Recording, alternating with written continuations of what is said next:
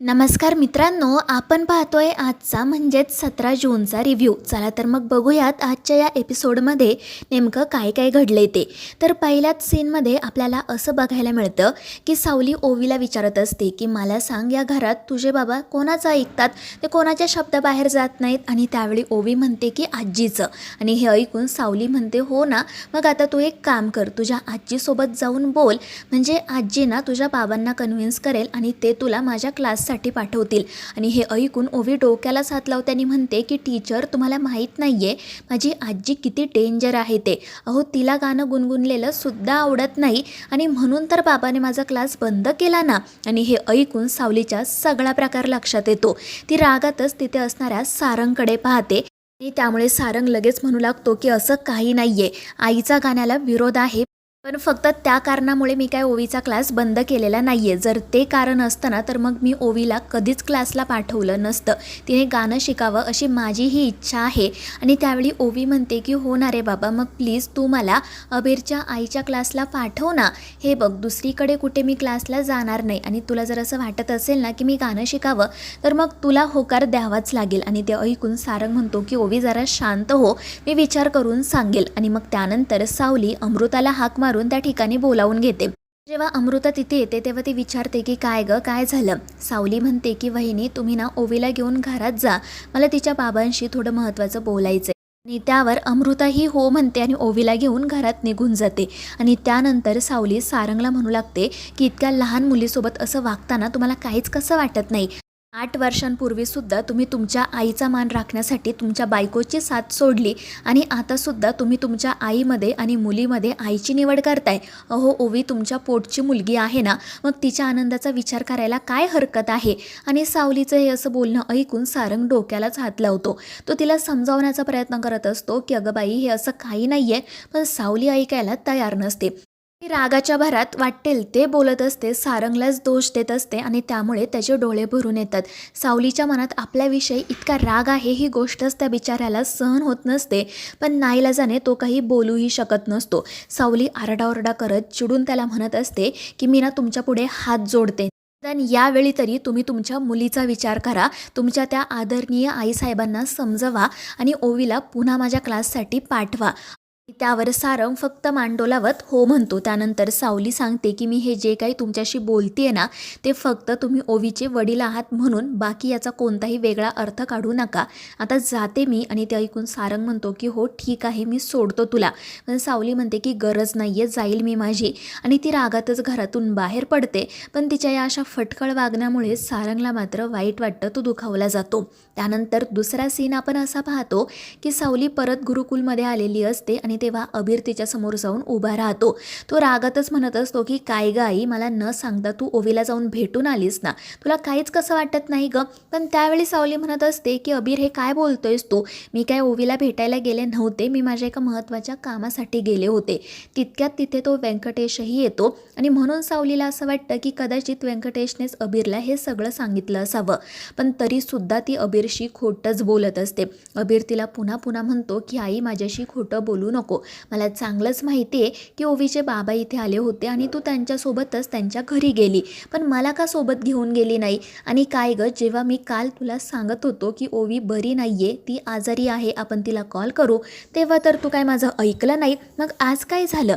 पण तरीसुद्धा सावली म्हणत असते की अबीर, काय बोलतोयस तू, कोणी सांगितलं तुला मी ओवीला भेटायला गेले होते ते. आणि मग ती त्या व्यंकटेशवर सुद्धा ओरडते म्हणते की तुम्ही त्याला हे सगळं सांगितलं का. तर तो माणूस घाबरून म्हणतो नाही सावली, मी तुझी शपथ घेऊन सांगतो, मी अबीरला काही सांगितलेलं नाही आहे. आणि मग अबीरही म्हणतो की आई, उगाच त्यांच्यावर ओरडू नको, व्यंकटेश काकांनी मला काही सांगितलेलं नाही आहे. मला ना ओवीचा फोन आला होता, तिला तुला थँक्यू म्हणायचं होतं आणि तिच्याकडूनच मला हे सगळं कळलं. आणि ते ऐकून सावलीची बोलतीच बंद होते. अबीर पुन्हा तिला म्हणतो की आई, तूच मला सांगतेस ना की खोटं बोलायचं नाही, आता तूच का गं सारखं खोटं बोलत असते, नेमकं काय लपवतेस तू माझ्यापासून. पण ही सावली चिडून म्हणते की अबीर, असं काही नाही आहे आणि हो, चुकलं माझं, मी तुला न सांगता गेले, यापुढे ना तुला सांगून जात जाईल. आणि ती रागातच तेथून निघून जाते. पण सावलीच्या या अशा विचित्र वागण्यामुळे अबीरला आणि त्या व्यंकटेशलाही वाईट वाटतं. दोघेही सारंगसारखेच दुखावले जातात.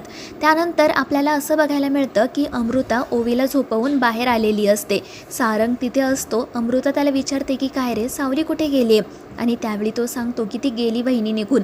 आणि हे ऐकून अमृताला आश्चर्य वाटतं. ती म्हणते की अरे मला तिच्याशी बोलायचं होतं की ती वर्षांनंतर आमची भेट झाली होती. परंतु सारंग म्हणतो वहिनी खरं सांगायचं तर ना आता या सगळ्याचा काहीच उपयोग नाही आहे. अगं ती तिच्या आयुष्यात खूप पुढे निघून गेली आहे आणि आता मलासुद्धा तिच्या संसारात पडायचं नाही. पण अमृता म्हणते की सारंग माहीत नाही का, पण मला अजूनही असं वाटतंय की सावलीने दुसरं लग्न केलेलं नाही आहे. अरे तिच्या गळ्यात ना तुझ्याशिवाय दुसऱ्या कोणाच्या नावाचं मंगळसूत्र असूच शकत नाही. पण सावलीने स्वतःच्या तोंडून सांगितल्यामुळे सारंग म्हणत असतो की नाही गं वहिनी, मी बघितलं आहे ना, तिने मला स्वतः सांगितलं की तिचं लग्न झालं आहे, तिच्या त्या नवऱ्यालासुद्धा भेटलो आहे मी. आणि त्यामुळे अमृताला पुढे काही बोलताच येत नाही. पण तरीही ती सारंगला एवढं विचारते की मी सावलीची एकदा जाऊन भेट घेऊ का माझ्या समाधानासाठी, आणि त्यावर तोही हो म्हणतो. तर मग दुसरा सीन आपल्याला असा बघायला मिळतो की ओवी धावतच जाऊन सारंगला मिठी मारते. तिची आणि सावलीची भेट झाल्यामुळे ती खूप खुश असते आणि त्यासाठी ती सारंगचे मनापासून आभारही मानते.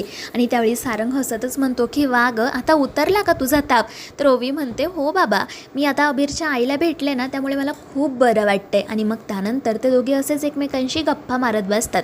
त्यानंतर ओवी म्हणत असते की बाबा खरं खरं सांग, अबीरची आई तुझ्यावर ओरडली ना तू मला क्लासला पाठवत नाही म्हणून. तर सारंग म्हणतो गप ग, असं काही नाही आहे, ती कोण मोठी लागून गेली का मला ओरडायला. पण आपली ओवी हसतच म्हणत असते मला माहिती आहे ती तुझ्यावर ओरडली, पण आता मला सांग तू मला त्या क्लासला पाठवणार आहेस की नाही. आणि तेव्हा सारंग म्हणतो की मला विचार करायला थोडा वेळ हवा आहे. ओवी विचारते किती वेळ, तर हा सांगतो 7 दिवस. पण ओवी म्हणते की नाही नाही, एवढा वेळ नाही आहे माझ्याकडे, मी ना तुला तर सारंग विचारतो काय 1 दिवस. तर ओवी म्हणते नाही, मी तुला 1 मिनिट देते, 1 मिनिटात विचार कर आणि मला सांग. आणि मग ती लगेचच आकडे मोजायला सुरुवातही करते. आणि मग शेवटी सारंग हसतच म्हणतो की ठीक आहे, तू जा तुझ्या लाडक्या टीचरकडे क्लासला. आणि हे ऐकून ओवी तर इतकी खुश होते की सारंगला प्रेमाने मिठीच मारते आणि तिचा तो आनंद पाहून सारंगलाही बरं वाटतं. त्यानंतर रात्री आपल्याला असं बघायला मिळतं की अमृता ओवीला जेवण वाढत असते आणि त्यावेळी त्या दोघीजणी मस्तपैकी एकमेकींशी गप्पाही मारत असतात. पण मग तिथे येते मोनिका आणि तिला पाहून या दोघीही थोड्याशा घाबरतात. तर ओवी आता एकदम ठीक आहे, तिचा ताप उतरलाय हे पाहून त्या मोनिकाला आश्चर्य वाटतं. ती अमृताला विचारते की काय गं, अचानक काय घडलं, ही पोरगी इतकी बरी कशी काय झाली. आणि तेव्हा अमृता सांगते की अगं त्याचं काय आहे ना, दुपारी डॉक्टर आले होते, त्यांनी ओवीच्या औषधांचा डोस चेंज केला आणि मग त्यानंतर ओवीला बरं वाटू लागलं. पण मोनिकाचा काही यावर विश्वास बसत नाही. ती म्हणू लागते की अमृता खोटं बोलू नको, मी ना स्वतः सारंगचं आणि डॉक्टरांचं बोलणं ऐकलं होतं. डॉक्टरांनी सांगितलं होतं की जोपर्यंत ओवी तिच्या त्या लाडक्या टीचरला भेटत नाही तोपर्यंत तिचा ताप तर काही उतरणार नाही.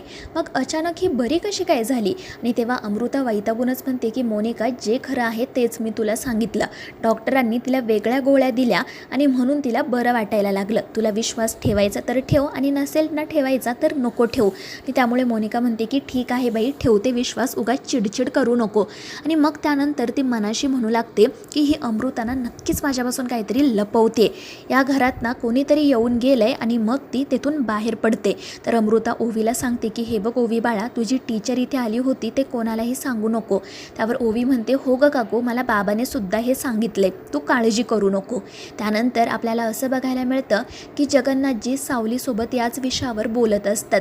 पण तितक्यात तिथे येतो अबीर आणि तो खूपच आनंदात असतो. त्यामुळे हे दोघेजण त्याला विचारतात की काय रे, काय झालं. आणि तेव्हा हा सांगू लागतो की मला ओवीचा फोन आला होता आणि ओवीला ना तिच्या बाबांनी आता पुन्हा एकदा गाण्याच्या क्लासला येण्याची परवानगी दिली. आता उद्यापासून ओवी आपल्या सोबतच असणार. आणि हे ऐकून सावली आणि जगन्नाथला सुद्धा खूप आनंद होतो. आणि मग त्यानंतर अबीर तेथून निघून जातो. तर जगन्नाथजी सावलीला समजावण्याचा प्रयत्न करतात, पण ही मुलगी काही ऐकून घ्यायला तयारच नसते. त्यानंतर आपल्याला असं बघायला मिळतं की मोनिका घरात नेमकं कोण येऊन गेलं होतं, त्या ओवीला अचानक बरं कसं वाटायला लागलं, याच सगळ्या गोष्टींचा विचार करत असते. तितक्यात तिथे येतो राजकुमार आणि तो तिला हसतच म्हणू लागतो की अगं नको इतका विचार करू, तू कितीही विचार केला ना तरी ती तिलोत्तमा मेहेंदळे हे घर आणि ही प्रॉपर्टी काही तुझ्या नावावर करणार नाही. आणि त्यामुळे मोनिका चिडत्याने म्हणते की माझं जाऊ दे, तू हातात जे काम घेतले त्याकडे लक्ष दे, ती गुरुकुलची जमीन आपली कशी होईल ते बघ. आणि ती तेथून निघून जाते. पण त्यामुळे राजकुमार चिडतो. त्यानंतर दुसरा दिवस उजाडतो. अमृता आनंदाने विठुरायाची पूजा करत असते. इतक्या वर्षांनंतर तिला तिची लाडकी सावली भेटलेली असते आणि म्हणून ती खूपच आनंदात असते. आणि ती विठुरायाकडे एकच प्रार्थना करत असते की आता लवकरात लवकर तू सावलीला आणि सारंगला एकत्र घेऊन ये. त्यानंतर आपल्याला असं बघायला मिळतं ओवीला क्लासला जायचे असते आणि त्यामुळे सारंग तिला छानपैकी तयार करतो. जेव्हा अमृता ओवीला पाहते तेव्हा ती तर खूपच खुश होते आणि मग ओवी अमृताचा निरोप घेऊन सारंगसोबत क्लासला जायला निघते. तर अमृता खूपच खुश होते. तिला खात्री असते की एक ना एक दिवस ओवी आणि अबीर मिळून सारंगला आणि सावलीला एकत्र आणणारच. तर मित्रांनो, या मालिकेच्या पुढील भागांच्या अपडेट्ससाठी आपल्या चॅनेलला सबस्क्राईब करा.